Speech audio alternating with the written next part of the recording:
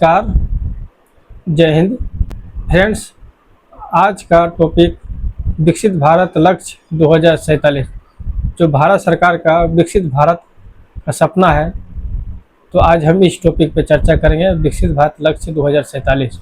इसके पहले दो बातें जान लेते हैं कि अभी जो सीजेपी का प्रोटेस्ट है जंतर मंतर पे, तो ये इसमें से क्वेश्चन कैसे बनेगा मेंस में, और जो इसके पहले जो विवाद हुआ था खान सर और रोशन सर के में, उसमें क्वेश्चन कैसे बनेगा।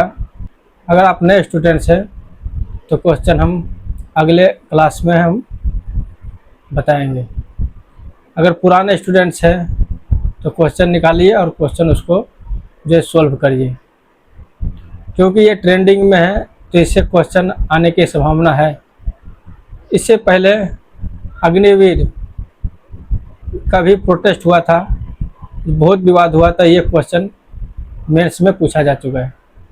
लेकिन आज मेरा टॉपिक है विकसित भारत लक्ष्य 2047। तो इसमें हम विकसित भारत में 5 लक्ष्य रखे हैं। हम 5 लक्ष्य में पहला लक्ष्य, मैं एक रेलवे सर्वेंट हूँ। मैं ग्रुप डी से फिर एग्ज़ाम दिया, फिर टेक्नीशियन बना।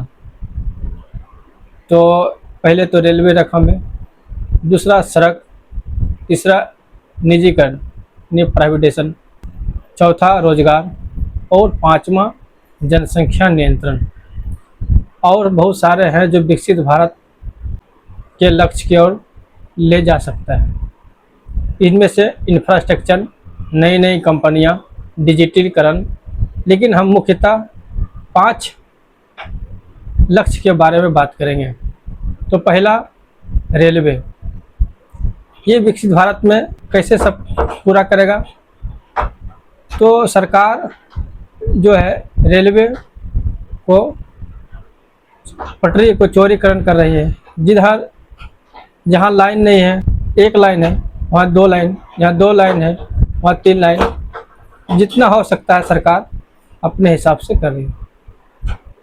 और जहाँ पर रेल की पटरियाँ नहीं गई है वहाँ पर रेल की पटरियाँ ले जा रहे हैं। तो ये विकसित भारत का लक्ष्य है। और इसमें नई ट्रेन को जोड़ा गया है जो विकसित भारत को दर्शाता है। अब नई ट्रेन जो विकसित भारत में क्यों, तो पहले ट्रेन आईसीएफ था, वो लगभग समाप्त हो चुका है। 1 से 2 ट्रेन अभी है मुख्यतः। उसके बाद LHB आया। अभी वंदे भारत पर सरकार जोड़ते है। वंदे भारत फायदा कैसे, इसमें इसके किराया जाए तो इनकम बढ़ता है, तो जो इनकम से सरकार की बढ़ोतरी होती है, तो विकसित भारत को होता है।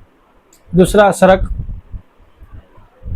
जहाँ कच्ची सड़क है वहाँ पक्की सड़क का निर्माण, जहाँ सड़क नहीं गया है वहाँ सड़क ले जाने का काम कर रहे हैं। और एक जगह से दूसरे जगह ब्रिज का निर्माण, कम समय में यात्रा, और बहुत सारे जो विकसित भारत के लिए। तीसरा रोजगार, जो है जिसमें केंद्र सरकार यानी सेंट्रल गवर्नमेंट और स्टेट गवर्नमेंट, सेंट्रल गवर्नमेंट में रेलवे जो रोजगार में सबसे बड़ा नियोक्ता रोजगार में रेलवे। दूसरा रेलवे, फिर हो गया UPSC हो गया, उसके बाद SSC, स्टेट में SSC, राजस्व कर्मचारी, बिहार पुलिस, BPSC। अब रोजगार, इसमें अब सरकार क्या काम कर रही है, सरकार नए नए स्किल्स डेवलपमेंट कर रहे हैं, जिसके रोजगार खुद युवा स्किल सीख कर अपने रोजगार कर सकते हैं और दूसरे को भी रोजगार दे सकते हैं, जो ये विकसित भारत के लक्ष्य में आते हैं। निजीकरण सरकार का लक्ष्य है, वो जो काम सरकार उस पर ध्यान नहीं दे पा रही, जिसमें खर्चा ज़्यादा इनकम कम, तो उसे प्राइवेटाइजेशन कर देते हैं। प्राइवेटाइजेशन कब होता है? पहले कॉन्ट्रैक्ट पे, उसके बाद प्राइवेटाइजेशन होता है। क्योंकि रेलवे में अगर हम बात करें तो पहले पानी भरने का काम रेलवे में वह कॉन्ट्रैक्ट बेसिस पे गया, उसके बाद फिर उसे प्राइवेटाइजेशन पूरी तरह से कर दिया। निजीकरण और प्राइवेटाइजेशन कब होता है? कॉन्ट्रैक्ट और निजीकरण, ये आपको अंतर बताना है। पांचवा और अंतिम जो है वह जनसंख्या नियंत्रण। सरकार जनसंख्या नियंत्रण नीति कानून बना रहे हैं, जिसमें 2 से ज़्यादा बच्चे होने पर उसको रोज़गार नहीं मिलेगा, और बहुत से जो है नियम लागू कर रहे हैं। अब इसका विकसित भारत, जिस प्रकार आपके परिवार में 1 से 2 या 2 से, जब 1 से 2 बच्चे रहते हैं तो आपको अच्छा लगता है। यही अगर 2 से 4 बच्चे हो जाते हैं तो आप पे दबाव आता है। उसी प्रकार सरकार, जब जनसंख्या ज़्यादा बढ़ती है तो सरकार पे दबाव आता है, जो विकसित भारत के लक्ष्य को नहीं बढ़ा पाता।